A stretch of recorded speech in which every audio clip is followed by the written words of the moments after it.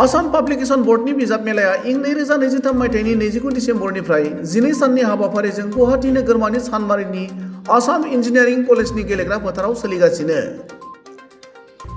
बोहैथि दाननि 9 खालारसिम जानो गोनां बिजाब मेलानि 4थि सान अदेबानि 1 जानुवारि खालारखालि कार्बि आंलं जिल्लानि हावराघाट नोगोरनि वार्ड नं 1 नि थागिरि बयजोंबो मिथिजानाय खन्थाइगिरि कल्पना बरानि प्रेम जनमे जनमे मुंनि गांसे सुंद' सल' बिजाबखौ बेखेवनाय जायो। जागरण प्रकाशन परिषदजों फोसावजानाय कल्पना बरानि गुथि बिजाब प्रेम जनमे जनमेखौ मुंदांखा लिरगिरि फणीन्द्र कुमार देव चौधुरीनि आखाइजों बेखेवनाय जायो।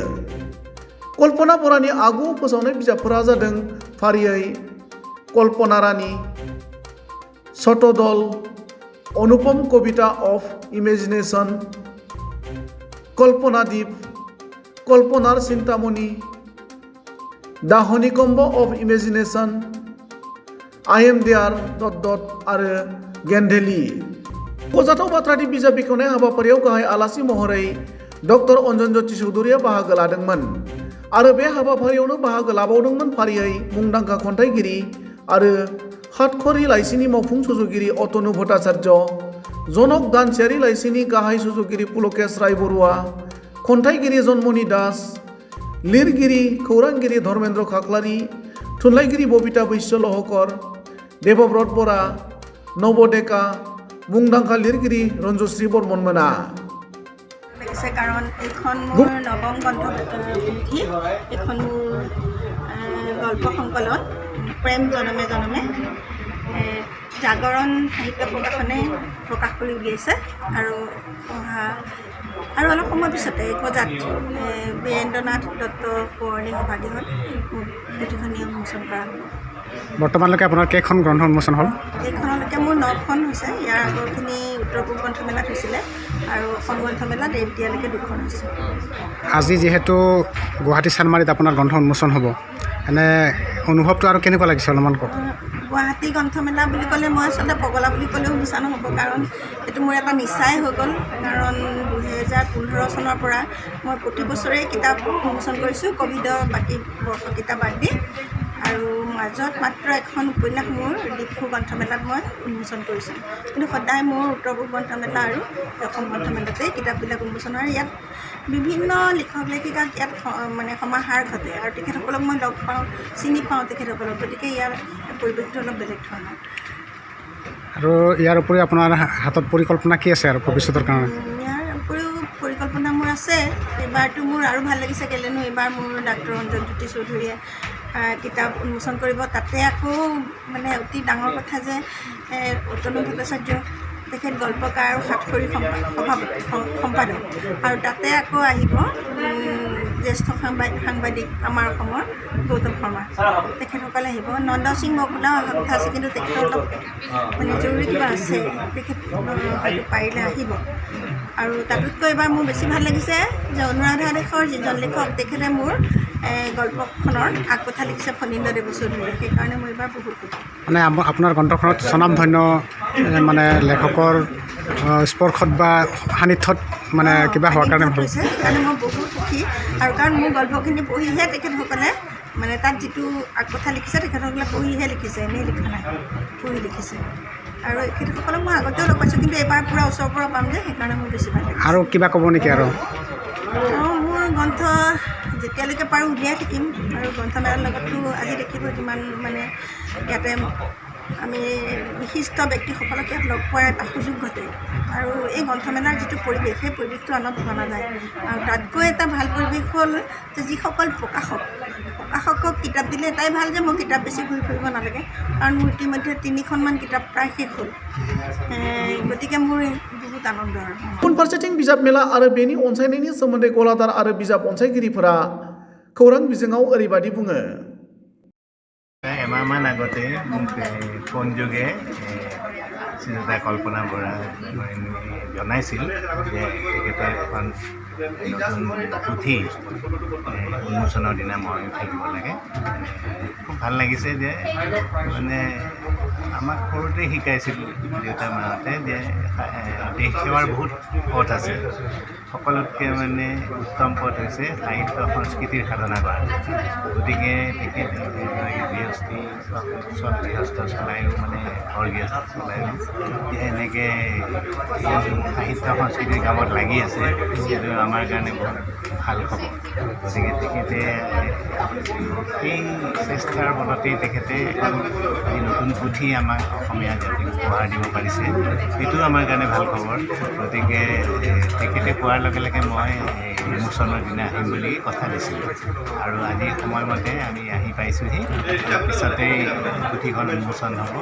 গতিকে মই ভাবোঁ তেওঁ এইখনতেই যাতে থমকি নৰয়, তেওঁৰ কলমে যাতে অতি ৰুদ্ধ নকৰে, সদায় তেওঁ লিখি যাওক, নতুন নতুন গ্ৰন্থ আমাক উপহাৰ দি যাওক, তাকে মই মনে প্ৰাণে কামনা কৰিছোঁ। নিশ্চয় যোৱা 2টা বছৰত অসম গ্ৰন্থমেলা আয়োজন কৰিছিল, আৰু এই বছৰ গুৱাহাটীত অসম গ্ৰন্থমেলাৰ 3য়টো বছৰ। এই 3য়টো বছৰ আৰম্ভ হৈছিল এই গ্ৰন্থমেলাখন 29 ডিচেম্বৰৰ পৰা।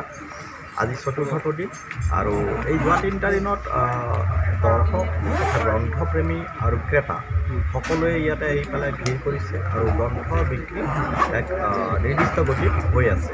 আমি অনুমান কৰিছোঁ যে কালিলৈকে প্ৰায় 50 লাখ টকাৰ গ্ৰন্থ বিক্ৰী হৈছে, আৰু 3 দিনত 3টা দিনত, আৰু বাকীকেইটা দিনত আকৌ ইয়াৰ গতি বৃদ্ধি হ'ব বুলি ধৰিছোঁ। আৰু যোৱা বছৰ আমাৰ 5 কোটি টকাৰ গ্ৰন্থ বিক্ৰী হৈছিল, আৰু সেই হিচাপে আমি এইবাৰো সেই লক্ষ্যত উপনীত হ'ব পাৰিম বুলি ভাবিছোঁ। এই লৈ চাই মানে গ্ৰন্থ বিক্ৰী হোৱা মানে প্ৰত্যেকৰ ঘৰত যাব গ্ৰন্থখন, আৰু তেওঁলোকে অধ্যয়ন কৰিব। অধ্যয়ন কৰাৰ লগে লগে তেওঁলোকৰ গ্ৰন্থটো কিনি নিয়াটো, ঘৰত ৰখাটো এটা ডাঙৰ কথা, কাৰণ গ্ৰন্থখন ঘৰত থাকিলে কোনোবাই নহয় কোনোবাই পঢ়িব। গতিকে আৰু বিশেষকৈ উঠি অহা চামৰ নিজৰ সন্তানক সকলোৱে লৈ অহাৰ কাৰণে আমি যোৱা বছৰ তাৰে আগৰ বছৰ আহ্বান জনাইছিলোঁ, এইবছৰো আহ্বান জনাইছোঁ যে ল'ৰা ছোৱালীখিনিক লৈ আহিলে তাত তেওঁলোকে গ্ৰন্থৰ পৰিৱেশ এটা পাব, আৰু ভৱিষ্যতে তেওঁলোকে এগৰাকী সুনাগৰিক হোৱাত, শিক্ষিত আৰু সংস্কৃতিবান হোৱাত সহায়ক হ'ব। আচলতে মানুহ অকল শিক্ষিত হ'লেই নহ'ব, সংস্কৃতিবান হ'ব লাগিব, তেওঁলোকৰ লগত শিক্ষাৰ লগত দীক্ষাৰ কথা আছে। গতিকে এই ধৰণৰ সংস্কৃতিবান মানুহৰ এক সমন্বয়স্থলী হৈ পৰিব বুলি আশা কৰিছোঁ। আমি বিভিন্ন স্থানত আমি গ্ৰন্থমেলা কৰিছোঁ। এইবছৰো আমি ইতিমধ্যে 6খন ঠাইত কৰিছোঁ গ্ৰন্থমেলা। আমি হাফলং, তাৰ পাছতে আমি বাংগালোৰ, তাৰপিছত তিনিচুকীয়া, তাৰপিছত নলবাৰী, তাৰপিছত শিৱসাগৰ, তাৰপিছত শিলচৰ, এনেকৈ 6খন ঠাইত ইতিমধ্যে কৰা হৈ গৈছে। এইখন 7ম গ্ৰন্থমেলা, আৰু প্ৰত্যেকখন গ্ৰন্থমেলাতে আমি সেইবিলাক ঠাইত সকলো জনগোষ্ঠীৰ মানুহক নহয় তাত যাতে আমি সোমোৱাই ল'ব পাৰোঁ, তাৰ কাৰণে গুৰুত্ব দিছোঁ। বিশেষকৈ হাফলঙত আমি মাল্টিলেংগুৱেল পয়েট্ৰি ছেশ্যন এটা কৰিছিলোঁ। তাত সকলো ভাষা ভাষীৰ লোকে যাতে কবিতা পাঠ কৰিব পাৰে আৰু অনুষ্ঠানত যোগদান কৰিব পাৰে, তাৰ ব্যৱস্থা কৰিছিলোঁ। তিনিচুকীয়াতো তেনেকৈ কৰিছোঁ, আৰু বেলেগ বেলেগ ধৰণে শিৱসাগৰতো কৰিছোঁ। গতিকে এইবিলাক সকলো মিলি অসমৰ সকলো শিক্ষিত আৰু ধনাত্মক চিন্তাৰ মানুহ আৰু সংস্কৃতিবান লোকৰ কাৰণে এয়া এক মানে নিশ্চিত লক্ষ্য এটা হৈ পৰিছে। এইকেইদিন আমি যিহেতু 9 জানুৱাৰীলৈকে চলিব গ্ৰন্থমেলা, এই আটাইকেইদিনত আমি আহ্বান জনাইছোঁ সকলোৱে আহক। নতুন বছৰ শুভেচ্ছা জনাইছোঁ আটাইকে। আজি গ্ৰন্থমেলাৰ প্ৰাংগণত, গুৱাহাটী গ্ৰন্থমেলাৰ প্ৰাংগণত ভালেমান গ্ৰন্থৰ উন্মোচনী হৈ আছে, আৰু আজি আমাৰ এগৰাকী লেখিকা কল্পনা বৰাৰ প্ৰেম জনমে জন্মে শীৰ্ষক এখনি গ্ৰন্থ অলপ পাছতেই উন্মোচন হ'ব। মই অতনু ভট্টাচাৰ্য, এজন লেখক আৰু সাতসৰী আলোচনীখনৰ কাৰ্যবাহী সম্পাদক। এই অনুষ্ঠানটোলৈ মই আমন্ত্ৰিত হৈছিলোঁ, কিন্তু মোৰ বিশেষ অসুবিধাবশতঃ মই অনুষ্ঠানটোত তেনেকৈ থাকিব নোৱাৰিম। তথাপি আজি এই সুযোগতে লেখিকাক অভিনন্দন জনাবলৈ মই ইয়ালৈ আহিছোঁ। যদিও গ্ৰন্থখনৰ বিষয়ে মই জনাৰ অৱকাশ পোৱা নাই বা তেখেতৰ গল্পসমূহ মই পঢ়িবলৈ পোৱা নাই, কিন্তু মই ধাৰণা কৰিছোঁ বা তেখেতে যিখিনি মোক কৈছে সেয়া হ'ল তেখেতে অত্যন্ত চুটিকে মানে যিটো 1 মিনিটৰ গল্প নামেৰে পৰিচিত সেই ধৰণে কিছুমান গল্প লিখিছে। এনেই ব্যক্তিগতভাৱে গল্পৰ মানে 1 মিনিট বা 5 মিনিট সেই ধৰণৰ সাহিত্যত তেনেকুৱা ধৰণৰ যদিও বৰ বেছি স্বীকৃত এটা নাম নাই, তথাপি আমাৰ অসমত সেই নামেৰে নতুনত্ব এটা নতুনত্ব এটা আছে। সেই নামেৰে বহু গল্প প্ৰকাশিত হৈ আহিছে। কথাটো হ'ল যে এটা চুটি গল্প ই কিমান সংক্ষিপ্ত হ'ব বা কিমান দীঘল হ'ব সেইটো আমাৰ কাৰণে এই মুহূৰ্তত বৰ ডাঙৰ কথা নহয়। আমাৰ কাৰণে ডাঙৰ কথা হ'ল যে এটা গল্পৰ ভিতৰত গল্পৰ উপাদানটো আছেনে নাই।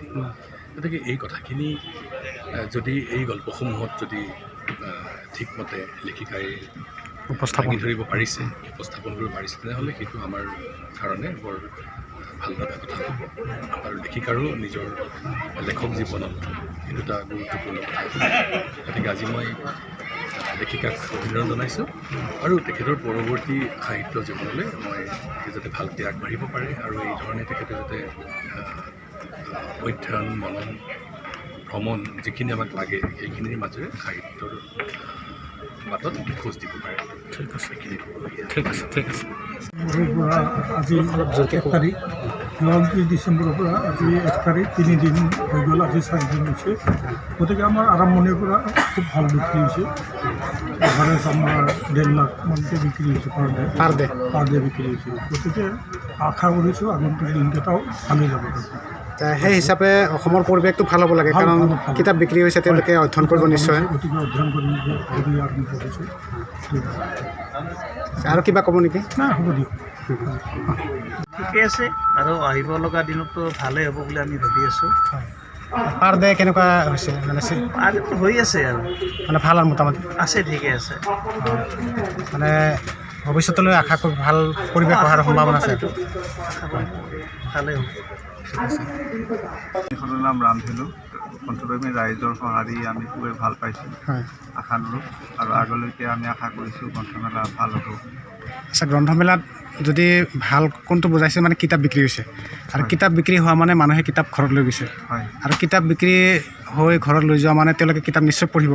তো ভৱিষ্যতত মানে পৰিৱেশটো ভাল হ'ব বুলি আশা কৰা যায়। হয়, হয়, কাৰণ এখন গ্ৰন্থ পঢ়িলে মানুহৰ এটা নৈতিক মানে কিবাটো ভাল হয়, হয়, প্ৰভাৱটো পৰে। ঠিক আছে, ইতিবাচক প্ৰভাৱ পৰে আৰু হয়, হয়, বহুত ভাল। হয়, ঠিক আছে।